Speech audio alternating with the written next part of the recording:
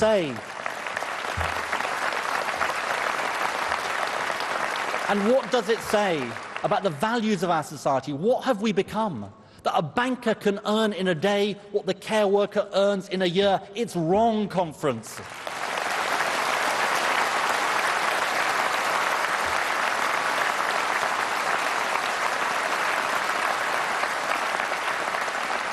Responsibility in this country shouldn't just be about what you can get away with. And that applies to every chief executive of every major company in this country.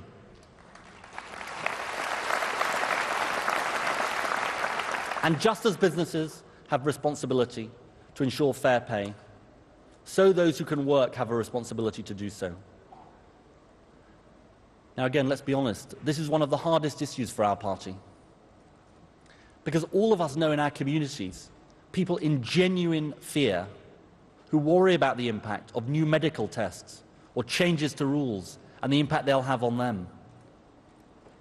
At the same time, let's be honest, we also know there are those people, a minority, for whom the benefit system has become a trap.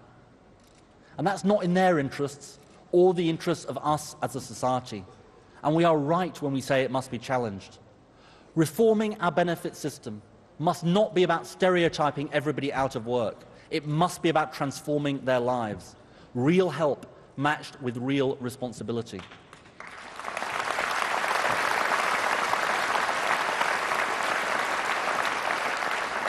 That is why on welfare I will look closely at whatever the government comes forward with.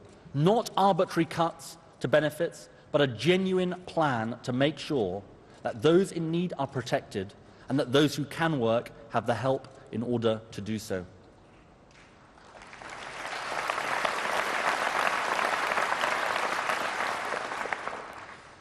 Now, work is a central part of life, but it is not all that matters.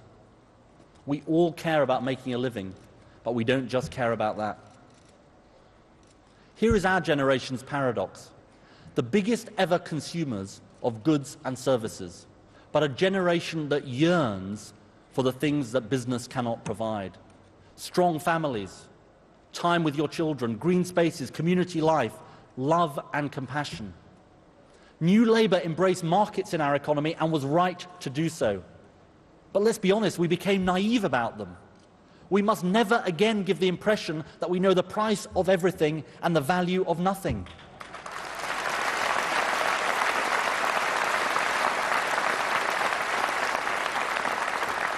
We must be on the side of communities who want to save their local post office, not be the people trying to close it. We must be on the side of...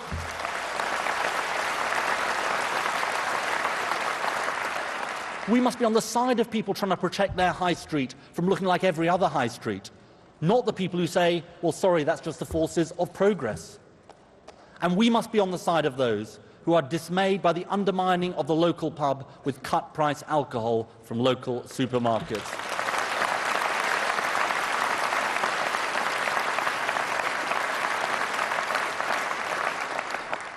We must shed old thinking and stand up for those who believe there is more to life than the bottom line. We stand for those things not because we are social conservatives, but because we believe in community, belonging, and solidarity. And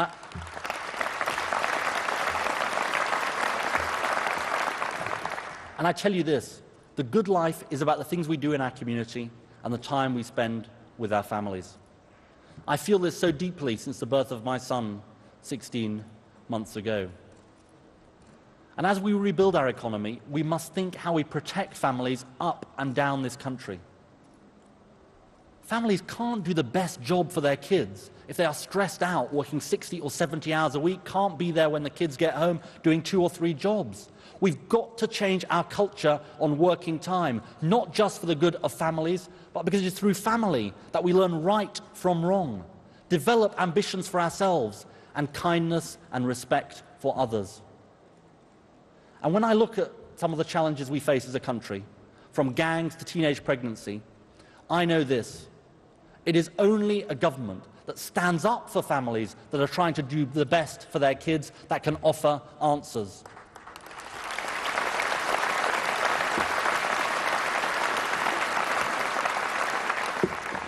So as we rebuild our economy, we must think about how we protect and nourish the things that matter to families and to family life. This new generation must also challenge the way we think about the state and what we can achieve. I believe profoundly that government plays a fantastically important role in creating the good society. But our new generation also knows that government can itself become a vested interest. That unless reformed, unless accountable, unless responsive, government can sometimes impede the good society. Our new generation is unwilling to see that happen. Like millions of people around the country, I went to my local comprehensive. I know the value of a good school, a good teacher, a good head teacher. And I know there are many parents frustrated with a school that doesn't suit your child or live up to your hopes. There are amazing secondary schools in my constituency and amazing teachers and head teachers. But one of them was failing.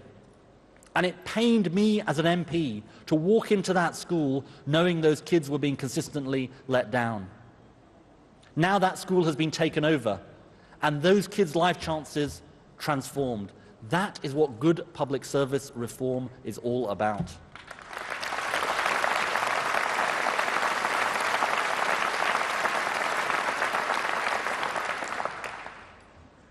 My generation recognizes too that government can itself become a vested interest when it comes to civil liberties. I believe in a society where individual freedom and liberty matter and should never be given away lightly. Of course, the first job of government is the protection of its citizens. As Prime Minister, I would never forget that. And that means working with all the legitimate means at our disposal to disrupt and destroy terrorist networks. But we must always remember that British liberties were hard fought and hard won over hundreds of years. We should always take the greatest care in protecting them. In conference, too often we seem casual about them. Like the idea of locking someone up for 90 days, nearly 3 months in prison without charging them with a crime. Or the broad use of anti-terrorism measures for purposes for which they were not intended. The problem is they just undermine the good things we did, like CCTV and DNA testing. Protecting the public involves protecting all their freedoms. And I tell you this, I won't let the Tories or the Liberals take ownership of the British tradition of liberty. I want our party to reclaim that tradition.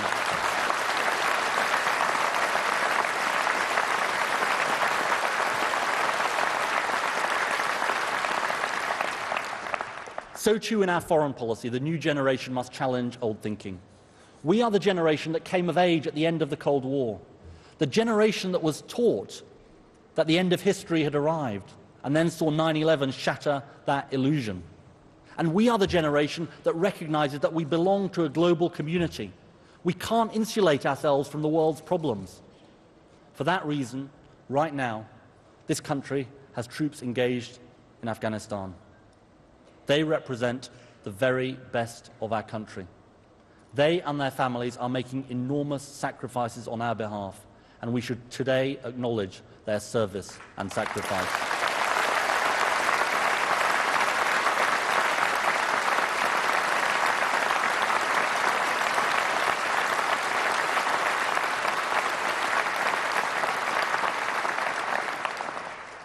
Our troops are there to stabilize the country and enable a political settlement to be reached, as David said yesterday, so that Afghanistan can be stable and we can be safe. And I will work in a bipartisan way with the government to both support our mission and ensure Afghanistan is not a war without end.